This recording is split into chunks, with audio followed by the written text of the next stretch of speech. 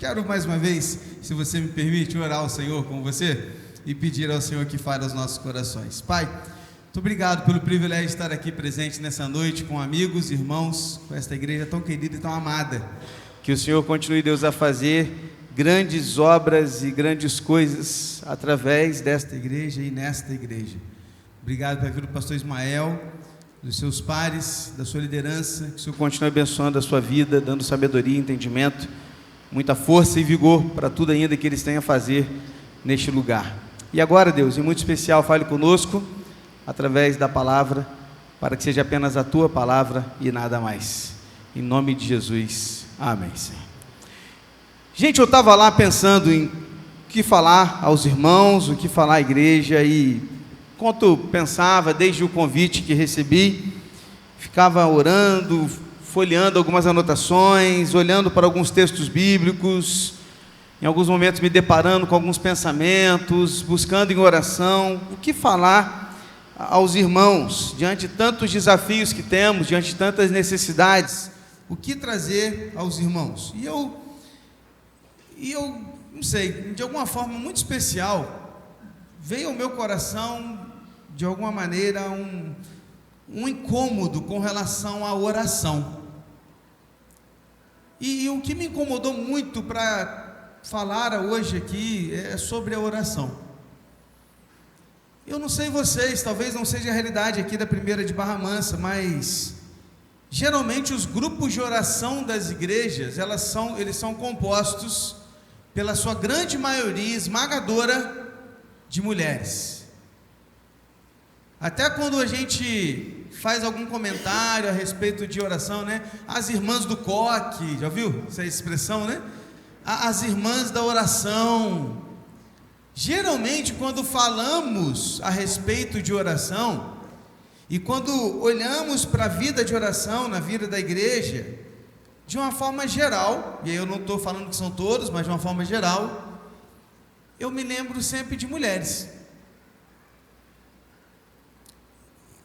Eu estava pensando sobre isso, e até refletindo na nossa realidade também como Igreja Betânia.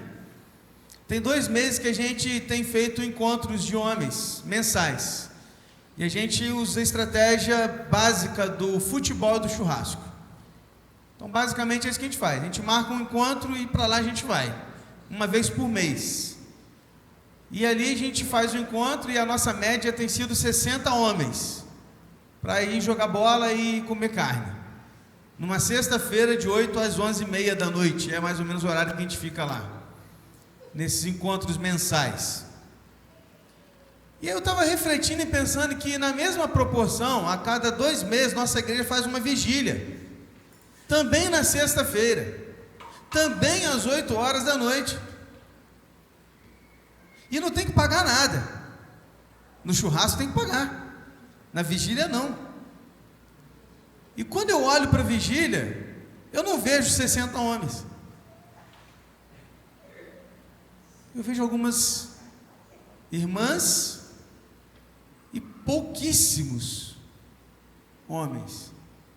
Alguns porque estão escalados, porque vão tocar, outros porque vão operar o som, geralmente são homens que fazem isso, alguns porque vão trazer uma reflexão, mas em geral a vigília é bem vazia, lá na Betânia pelo menos. E eu fiquei pensando, puxa, é o mesmo dia, o mesmo horário. Por quê? Para um encontro de comunhão, e está tudo bem, tem que acontecer mesmo, não estou falando que tem que rolar. Mas por que quando a gente vai fazer oração, quando o encontro é de oração, quando a vigília, a gente não tem encontro? Eu estava até conversando uma semana aí para trás com um irmão, um líder da nossa igreja, compartilhava com ele algumas reflexões, e falei até com ele do meu desejo de fazer até um encontro semanal de homens, não é falar que chamar as mulheres, não, são homens, para orar às 6 da manhã, 5h30 da manhã na igreja, sabe, antes do trabalho, assim. E aí ele falou assim, pastor, talvez se eu venha sozinho, talvez apareça aí o irmão Juca com o senhor, porque o irmão Juca vai vir, com certeza, que é o meu ancião lá, que está em tudo. E isso ficou mexendo comigo. E eu fiquei pensando, por que nós homens temos tanta dificuldade em orar? Talvez por acreditar que somos independentes e não precisamos de ninguém para resolver as coisas, ou talvez por orgulho, porque o homem é muito orgulhoso, né? Até perdido na estrada, você tem dificuldade de parar para perguntar num posto de gasolina. A mulher fica do lado assim, pergunta, não vou parar, né? A gente é orgulhoso, não, sei onde é, já passou pelo mesmo lugar 4 vezes, sei onde é. E talvez pelo nosso orgulho a gente tenha dificuldade de orar. Talvez seja a falta de tempo, ou simplesmente a falta de interesse. Uma vez eu estava na nossa casa, a gente recebeu, meu avô, ele morava, já está na glória, mas ele morava em Espírito Santo, uma cidadezinha chamada Vargem Alta, perto de Cachoeiro de Itapemirim. E ele veio nos visitar numa certa ocasião, ficou lá em casa, dormiu lá em casa umas 2 noites. E lá em casa, ela tinha uma salinha apertadinha, logo na entrada, e a sala tinha um sofá, e era um corredorzinho bem pequeno, porque era bem apertadinho, era como um corredor. E ele ia dormir na sala, ele fez questão de dormir no sofá, ele, né? Muito orgulhoso também, homens, né? Não, eu quero dormir no sofá. E aí dormiu no sofá, 92 anos de idade. Falei, pô, vô, dorme na cama. Não, vou dormir no sofá. Então tá bom. Arrumamos lá o sofá para ele, colocamos o lençol, né, a coberta, travesseiro e tudo, e a porta da sala estava aberta, que dava para a garagem. E aí eu entrei, fui fazer as coisas. Quando eu voltei na sala, falei, vou fechar a porta. Na hora que eu ia fechar a porta, ele parou para orar. Aí ele sentou no sofá para orar. Eu falei assim, vou esperar, né? Não vou atrapalhar meu vô, né? Eu aprendi que quando a gente entra na igreja, a gente pode entrar na hora da oração, né? Então eu falei, meu vô aqui não, tem que esperar ele orar primeiro, depois eu passo por ele, porque eu ia encostar nele, é muito apertado. Aí eu falei assim, vou esperar, rapidinho acaba. Aí fiquei. Aí eu falei, não, vou tomar uma água e volto. Aí tomei uma água, voltei, meu vô. 35 minutos depois, ele parou de orar e deitou. Eu falei, agora eu vou fechar a porta. Que exemplo. Nunca mais esqueci daquilo. Nunca mais.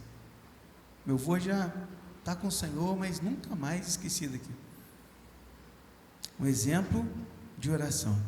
Lembro-me de uma história também, ouvida por um pastor, que dizia da sua experiência de vida, e ele falava que quando ele era garoto, ele era filho de um pastor também. Sabe esses pastores, essas igrejinhas assim pequenininhas, que quando você abre o portão assim, já dá de cara com a igreja, já a rua, sabe? Aquelas bem portinha pequena, aquela igreja que o pastor abre, limpa, toca, liga o som, e ele era dessa igreja.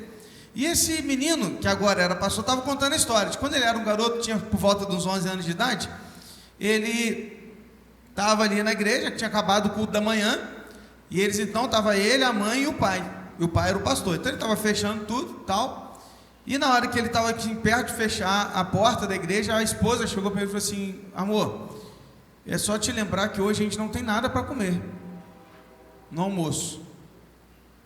Aí falou assim, Deus proverá.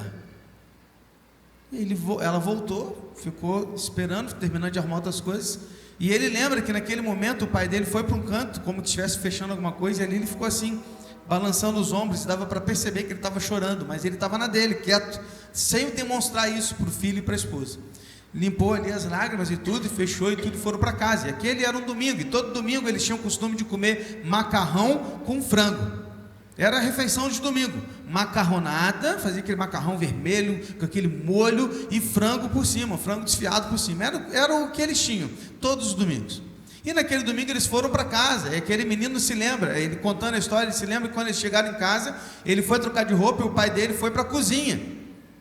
E ele foi para a cozinha, não tinha nada para fazer, mesmo assim ele foi na cozinha, ele pegou, abriu o armário, fechou o armário, pegou as panelas, mexeu nas panelas, guardou as panelas, pegou os pratos, colocou a mesa, pôs a mesa, e ele fala que ele lembra até hoje que os pratos eram aqueles pratos brancos e fundos, ele falou que parecia tão profundo que não tinha nada, e eles sentaram à mesa, e ele chamou o filho e a esposa, vamos sentar, e ele então falou assim, todo domingo eles cantavam uma canção, oravam e almoçavam.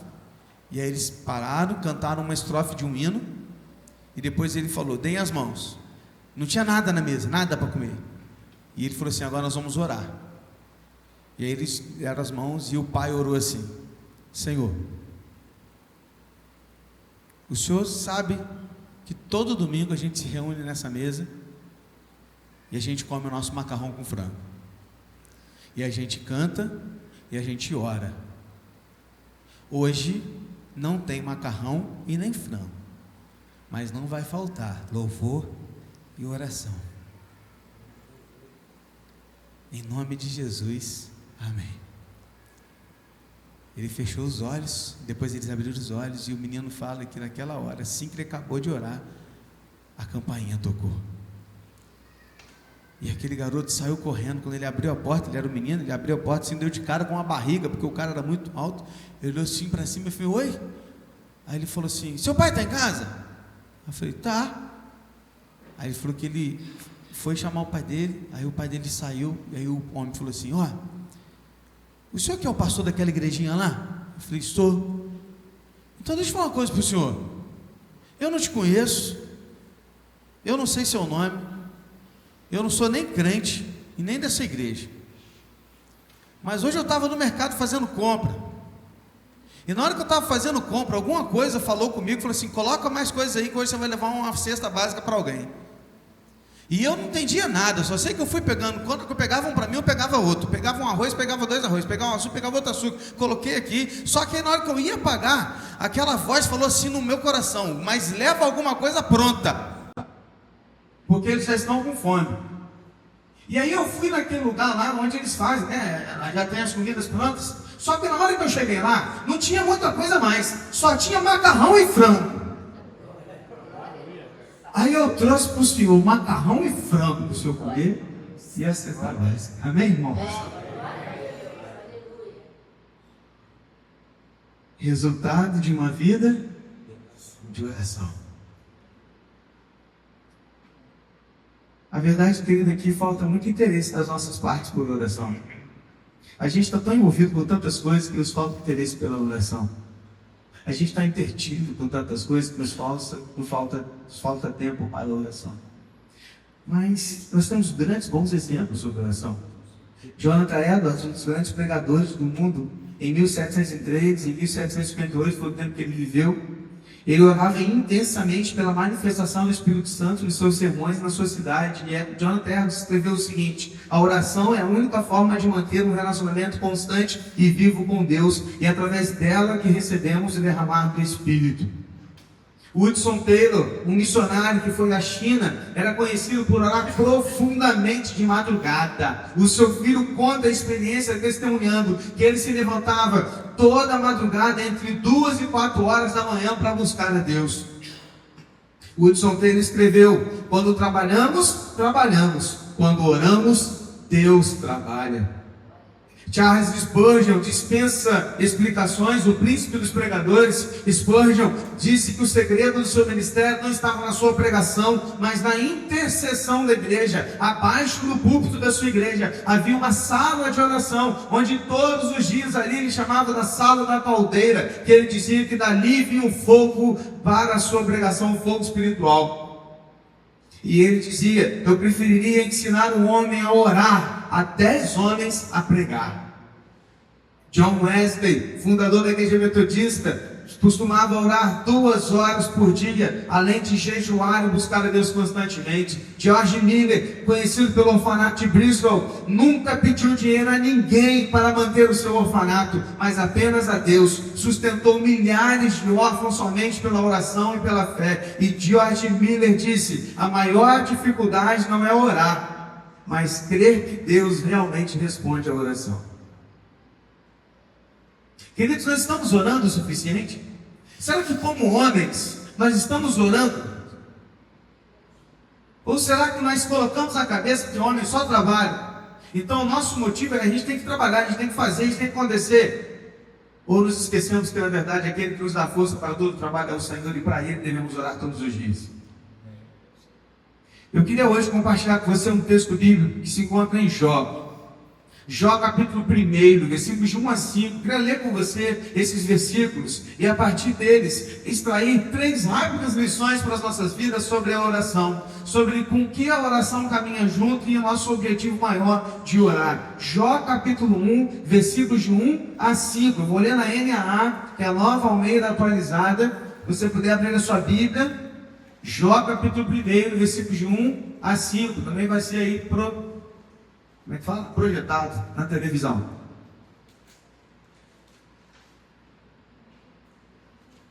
Diz assim a palavra de Deus: havia um homem na terra de Uz, cujo nome era Jó. Este homem era íntegro e reto, temia a Deus e se desviava do mal. Nasceram-lhe 7 filhos e 3 filhas. Tinha 7.000 ovelhas, 3.000 camelos, 500 juntas de bois e 500 jumentas.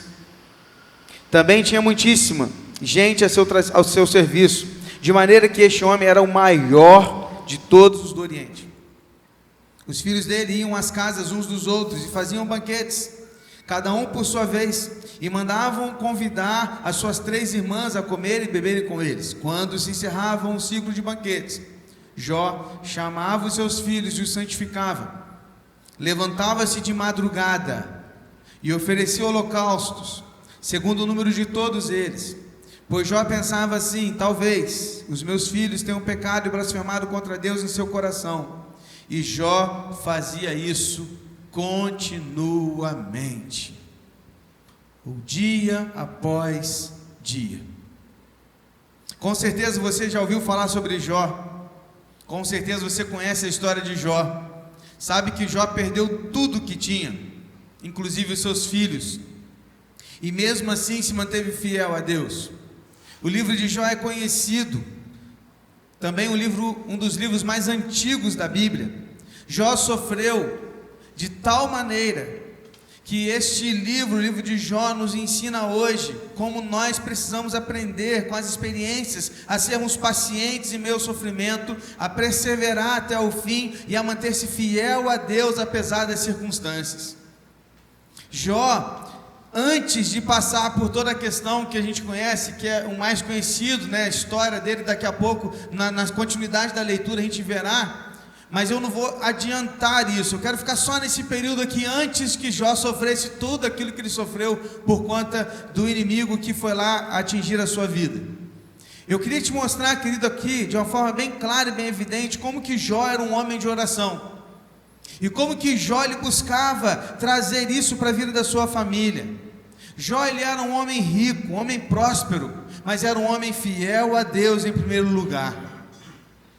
Jó era alguém que prezava pela sua família, ensinando-os a verdade do Evangelho e clamando e orando por eles, para o perdão das suas vidas, para o perdão dos seus pecados. Jó, ele estava o tempo todo como homem de Deus, buscando agradar a Deus, com tudo que ele podia fazer. E olhando para a vida de Jó, eu quero tirar e extrair aqui rápido 3 lições, 3 aplicações para as nossas vidas com relação a uma vida de oração, para homens que desejam viver uma vida de oração. E o que caminha junto, e o que a oração gera na vida daquele que passa a ter uma vida exemplar de oração a Deus. Eu quero começar extraindo a primeira lição que eu vejo no primeiro versículo, que diz que havia um homem na terra de Uz, cujo nome era Jó, e ele diz que este homem era íntegro e reto, temia Deus, se desviava do mal. A primeira lição é que a oração, ela produz na vida daquele que busca orar continuamente, uma vida de integridade e retidão. O texto diz que Jó era um homem íntegro e reto. A palavra íntegro do hebraico traz a ideia de irrepreensível, uma pessoa sem culpa, uma pessoa inteira, não dividida. A palavra reta, a palavra retidão, traz a ideia de honestidade, de justiça, de alguém justo, de alguém bom, de alguém que vivia uma vida de honestidade. A ênfase desse primeiro versículo está no temor que Jó tinha para com Deus. Perceba, todo o livro está apontando para Deus. Embora o primeiro versículo ele exista para apresentar para cada um de nós Jó, a ênfase não está em Jó, a ênfase está em Deus. Era um homem que temia a Deus.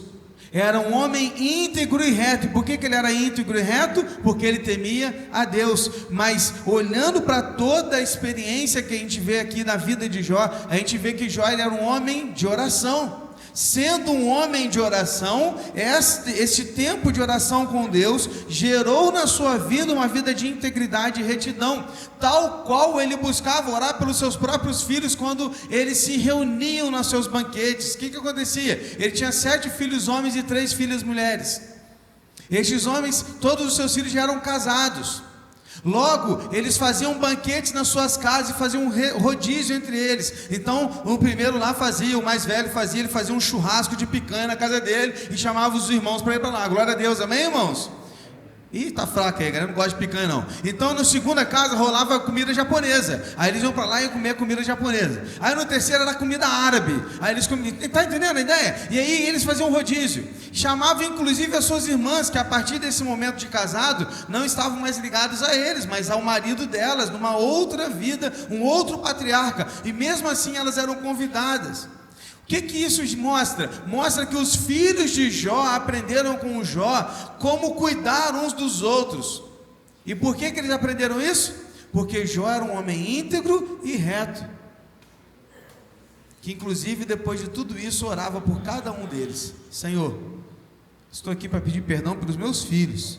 Se por acaso eles tiverem cometido algum erro, algum pecado, por favor, perdoa eles.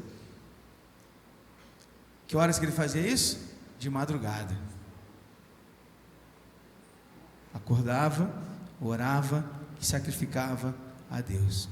A oração caminha ao lado de integridade e retidão na vida dos homens.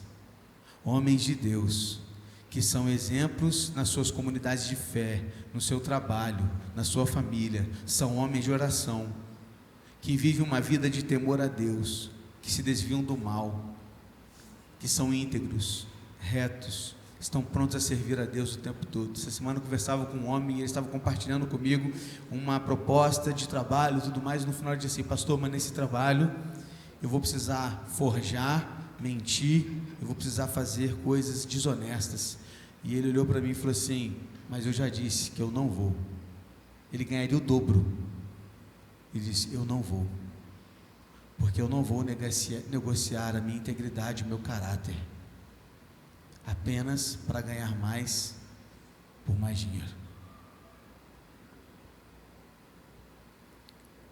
A grande meta de Jó era a santidade e a sua preocupação para com os seus filhos e a sua família.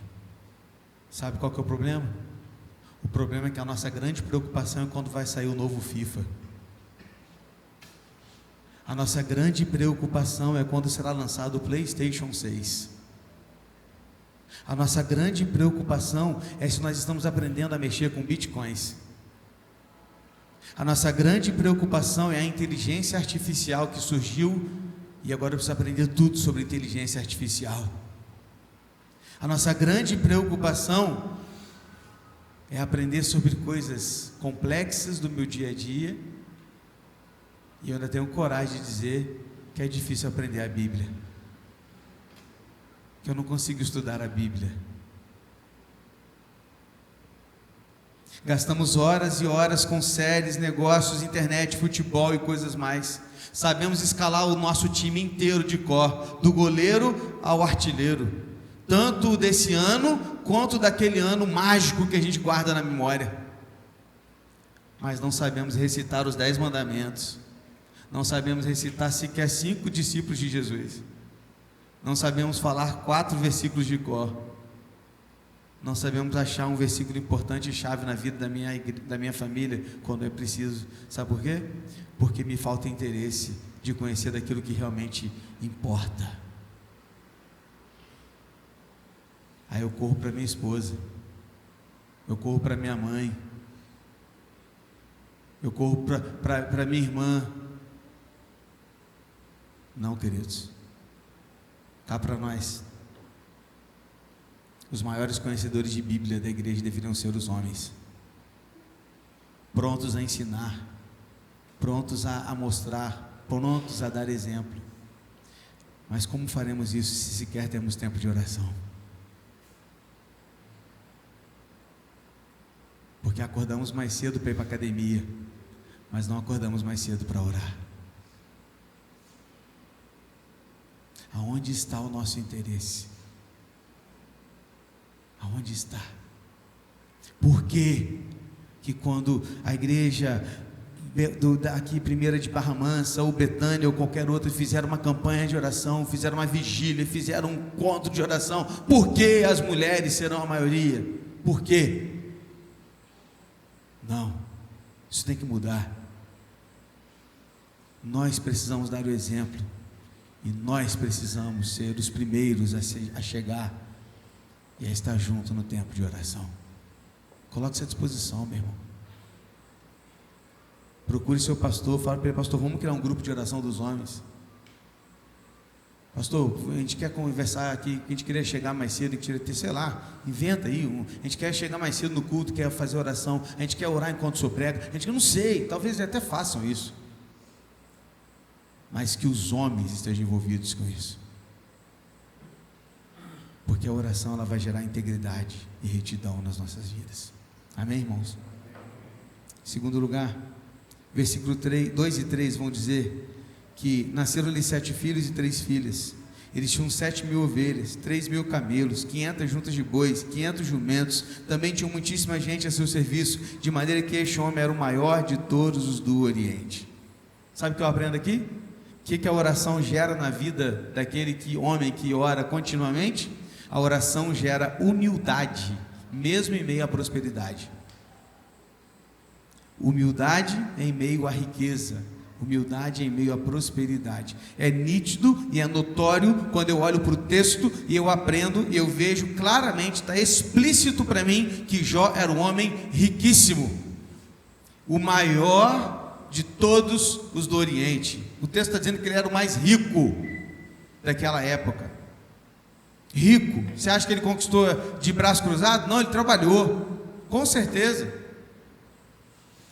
merecido. Ele é alguém que fez por onde. O que eu quero dizer para você, querido, é que as coisas elas caminham juntas, porque muitas vezes a gente acha que quem ora não trabalha, e que quem trabalha não ora. Não, querido, as coisas caminham juntas, e quando a gente consegue fazer isso aqui junto, isso gera em nós humildade.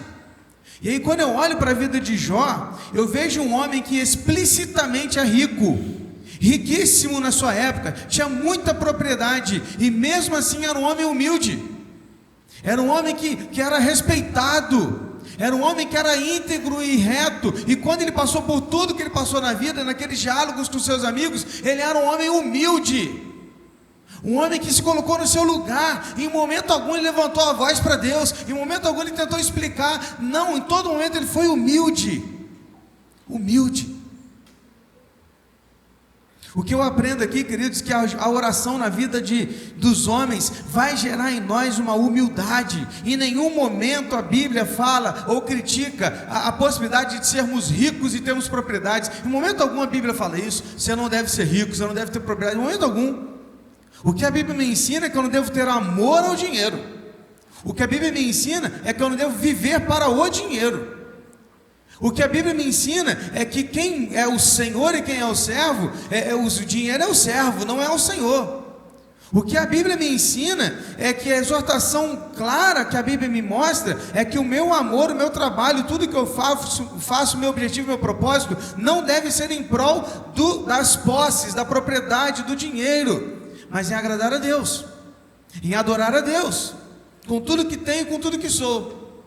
Mas a partir do momento que eu consigo conquistar grandes coisas, por mérito, por trabalho, por estudos, e está tudo bem, coisa linda, maravilha, e que você conquiste muitas coisas mesmo, mas o que não pode nos faltar é a humildade, porque o que acontece muitas vezes, é que muitas vezes, quando a gente começa a ganhar um pouco mais, começa a crescer na vida, começa a ter grandes propriedades, a gente passa a olhar, mas o nariz parece que ele levanta um pouco assim, já percebeu? O nariz antes ele ficava assim, né? Agora ele fica assim, ó.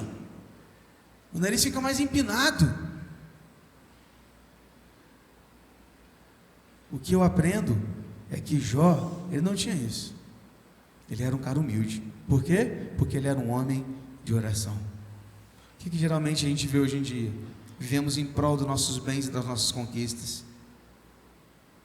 Tanto é assim que quando dá alguma coisa errada e fracassamos, o que acontece?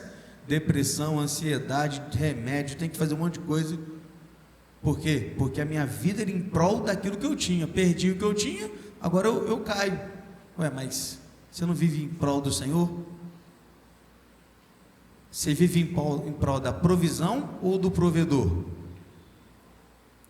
Se eu trabalho por provedor, eu preciso confiar nele. Nunca estamos satisfeitos, sempre queremos mais. Igual uma sanguessuga, como diz Provérbios. Nunca satisfeito.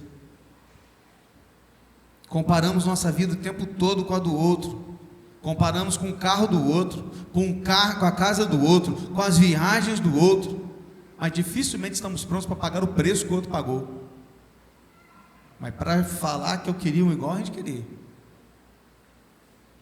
Muitos não são humildes e vivem uma vida de ostentação. Cuidado. Provérbios 16:18 diz que antes da ruína vem a soberba, e o espírito orgulhoso precede a queda. Spurgeon disse que é impossível que um homem seja orgulhoso e ao mesmo tempo um verdadeiro intercessor. Presta atenção. É impossível que um homem seja orgulhoso e ao mesmo tempo um verdadeiro intercessor. A humildade, ainda Spurgeon, não é pensar menos de si mesmo, mas pensar em si mesmo cada vez menos. Humildade, humildade, humildade. Homens de oração são humildes, são servos. Homens que oram. Se o pastor pedir para varrer, ele varre. Se pedir para estacionar, ele estaciona. Se pedir para ele faz. Sabe por quê? Porque ele não está pensando na posição dele, social, do cargo que ele tem. Ele está aqui para servir, para ser servo. Somos humildes e devemos servir. Estamos juntos, irmãos? Amém? Amém. Terceira e última reflexão sobre a oração e o que ela gera em nós. A oração precisa ser uma vida de prática diária inegociável. Inegociável e diária. O texto diz no versículo 5 ao 6: quando se encerrava um ciclo de banquetes, Jó chamava os seus filhos, os santificava, levantava-se de madrugada, oferecia holocausto segundo o número de todos eles, pois Jó pensava assim: talvez meus filhos tenham pecado, blasfemado contra Deus em seu coração, e Jó fazia isso continuamente. Pergunto você, o texto diz que a esposa de Jó se levantava para orar? O texto diz que a mulher de Jó estava orando pelos seus filhos? Quem orava? Jó. Porque Jó entendia que ele era o sacerdote do seu lar. Meus irmãos, não importa se você é solteiro, casado, se você ainda vai casar, não importa, presta atenção uma coisa. Homens, Deus nos chamou para sermos cabeça do nosso lar, líderes da nossa casa, sacerdotes e pastores. Líderes no padrão de Jesus. Não é ser o imperador, é ser um líder. Líder que serve, que lava os pés, que caminha junto, que mostra como fazer, que sustenta e que, se precisar, dá a vida. Se alguém tem que se sacrificar na família por algo, esse alguém somos nós. Somos nós. Como homens, nós precisamos entender o nosso papel de sacerdote no lar. Sabe qual que é o problema? Na grande maioria das casas, quem faz o culto doméstico com as crianças é a mulher, não é o homem. Na grande maioria das famílias, quem vai orar é a mulher, não é o homem. E nós precisamos assumir o nosso papel de liderança. Tem um pastor, o nome dele é Mac Anderson, que ele, uma vez ele disse assim: olha, Adão se cala enquanto Eva fala com a serpente. Abraão mente, dizendo que Sara não era sua esposa. Davi não reagiu quando Anom estuprou sua irmã Tamar. Eli não se posiciona diante do adultério dos seus filhos. Homens omissos geram famílias doentes. A omissão é o câncer desta geração.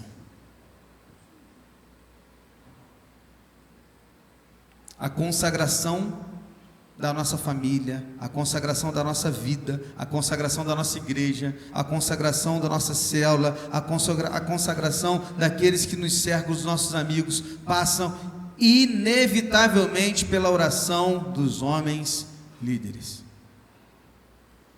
Jó orava pelos seus filhos continuamente, todos os dias, oferecia sacrifício pelos seus filhos, pedia ao Senhor perdão pelo pecado dos seus filhos, orava pelos seus filhos. Ore pelos seus filhos. Pastor, eu não tenho filho, sou solteiro. Ore pelos seus filhos, que um dia você terá. Ore pela sua casa, ore por eles, ore pela sua esposa, ore pela sua noiva, ore pela sua namorada, ore, não tem nada, ore pela futura então, mas ore pela sua igreja, ore pelo seu pastor, ore pela família pastoral, ore pelo desenvolvimento desta igreja, ore pela sua cidade, ore por este país, ore e ore. Clame a Deus em oração, queridos. Cá para nós, a vida já está tão complicada e difícil, quanto mais sem oração. O problema é que a gente está pronto para agir, mas dificilmente estamos prontos para orar. Quero finalizar falando sobre Jesus no Getsemane. Quando Jesus estava angustiado, quando Jesus estava prestes a se aproximando já da morte, ele deixa a multidão, chama 3 dos seus discípulos, os mais próximos, os convida para o jardim do Getsemane e fala com eles: orem por mim, orem aqui, que eu vou mais adiante orar e vocês orem aqui. O texto diz que, voltando para os seus discípulos, achou-os dormindo. E ele disse a Pedro, disse a quem? A Pedro: então, nem 1 hora vocês puderam vigiar comigo? Jesus os deixou mais uma vez, foi orar mais um pouco adiante, e quando ele retorna, o texto diz: voltando, achou-os outra vez dormindo, porque os olhos deles estavam pesados. Deixando-os novamente, foi orar pela 3ª vez, repetindo as mesmas palavras. Jesus fala com eles mais uma vez, acorda os caras e fala: orem comigo. Jesus vai pela 3ª vez orar mais a distante. Quando ele volta, o que está acontecendo? Eles estão dormindo pela 3ª vez. E aí ele diz: agora não precisa mais, porque a hora já chegou. E aí sabe o que acontece naquela hora? O texto diz que eis que um dos que estavam com Jesus, Pedro, vendo o que estava acontecendo, Judas havia beijado Jesus e os homens estavam prendendo Jesus. O texto diz que ele, estendendo a mão, sacou da espada e, golpeando o servo do sumo sacerdote, cortou-lhe a orelha. Então Jesus lhe disse: coloque a espada de volta no seu lugar, pois todos os que lançam mão da espada, a espada perecerão. Percebe que muitas vezes nós somos igual Pedro? Não estamos prontos para orar, não queremos orar, não nos paramos para orar, mas para agir a gente age logo. E age como? Errado. Porque a gente quer resolver as coisas do nosso jeito. Pedro achou que ele resolveria a situação do jeito dele. Eu vou para quebrar a espada, eu vou resolver do meu jeito. E Jesus falou assim: Pedro, você não está entendendo nada. Jesus precisa pegar a orelha daquele homem, colocar no lugar, curar aquele homem e virar para Pedro e falar assim: não é assim que você vai resolver, não é pela espada. Interpretando o texto e olhando um pouco para trás, talvez a gente poderia entender que Pedro poderia pensar assim: a maneira de resolver era orando, mas eu não estava disposto a orar, mas eu estava disposto a cortar a orelha. Mas não é cortando a orelha que se resolve, é orando. Como homens, geralmente nós somos assim, queremos agir, resolver, fazer acontecer, mas Jesus nos chamou para orar. Será que estamos prontos para isso? Hoje o chamado para nós homens é: oremos. É tempo de orar. Aliás, você pode fazer isso? Você pode fechar os seus olhos, curvar a sua cabeça e orar? O que eu aprendo aqui em toda essa reflexão dessa noite é que Deus nos chamou para orar. Querido, Jesus estava cercado de mulheres de oração também. Mas quando ele vai para o Getsemane, ele não chama as mulheres para orar, ele chama os homens para orar. Jó orava pela sua família, não era sua esposa. Pare de terceirizar aquilo que Deus te deu como missão. Pare de achar que a oração é para as mulheres. Na verdade, nós é que devemos dar o exemplo de oração. Mas pastor, oração é para os fracos. Sim, é para os fracos. E eu pergunto, o que nós somos? O que nós somos? Fracos. Porque o único forte o suficiente, Jesus, passava horas orando. Quanto mais nós, servos fracos, imperfeitos e pecadores, precisamos orar horas e horas e mais horas. Mas sabe o que a gente ouve de Jesus? Você não pode orar nem uma hora comigo. Querido, se Jesus hoje fizesse uma pergunta aqui para você e ele chegasse para um de nós homens, você estaria disposto a responder para Jesus: não, Jesus, uma hora? Eu faço uma hora por dia de oração. Eu não vou nem pedir para você levantar a mão, porque vai ser bem vergonhoso. Quantos de nós passa uma hora de oração por dia? Pode ser até parcelado, tá? Mas de um dia. Deus nos chamou para orar. Deus nos chamou para orar. Pare de tentar resolver as coisas do seu jeito e comece a resolver do jeito do Senhor. E que não nos falte oração. Feche seus olhos e ore ao Senhor. Eu creio no poder dos joelhos que se dobram. Eu creio no poder da oração. Eu creio no poder das mãos que se levantam. Eu creio no poder da oração. Vou levar meus problemas a Deus, entregar meus problemas a Deus, abençoar minha família,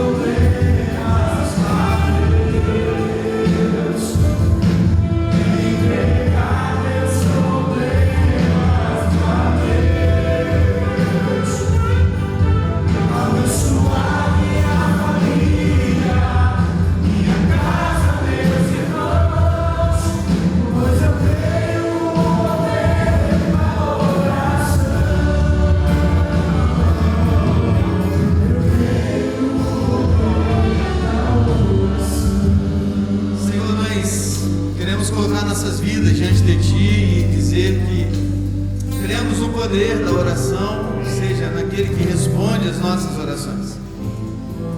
Mas às vezes, Deus, a gente até canta isso, a gente até diz isso, mas na prática é outra coisa. E muitas vezes a gente diz que a gente crê no poder da oração, mas na verdade a gente está reagindo, tentando resolver tudo do nosso jeito. Igual Pedro, que ao invés de orar, ele estava tentando cortar e defender Jesus com a espada. Mas hoje aprendemos com Jó que a nossa missão como homens, orar, clamar, interceder e buscar o Senhor. Sim, porque sabemos que é o Senhor quem faz. Ajuda-nos, ó Deus, a sermos dependentes do Senhor e a não apenas, ó Deus, viver uma vida teórica da oração, mas realmente agir assim em oração ao Senhor. Levante, ó Deus, aqui homens prontos e dispostos a orar mais e mais, homens que, como líderes que o Senhor levantou na igreja, nas casas e por onde a gente for, que a gente seja realmente, Deus, líderes servos que buscam no Senhor a força para realizar o que o Senhor nos deu para fazer em oração. Que sejamos exemplos de oração. Meu Deus, por favor, que a gente aprenda isso de tal forma que nos próximos encontros de oração a maioria sejam os homens, para mostrar, Deus, ao Senhor que nós dependemos totalmente de Ti. Faça isso tanto aqui quanto na nossa igreja e quanto em qualquer lugar, que o Senhor esteja sempre cuidando de nós. Perdoa-nos, Deus, por às vezes achar que somos independentes. Perdoa-nos por às vezes achar que podemos resolver tudo do nosso jeito. Perdoa-nos por tantas vezes trocar a prioridade e não priorizar o Senhor. Perdoa-nos e ajuda-nos a vencer esses desafios e sermos melhores homens servos do Senhor. Assim oramos em nome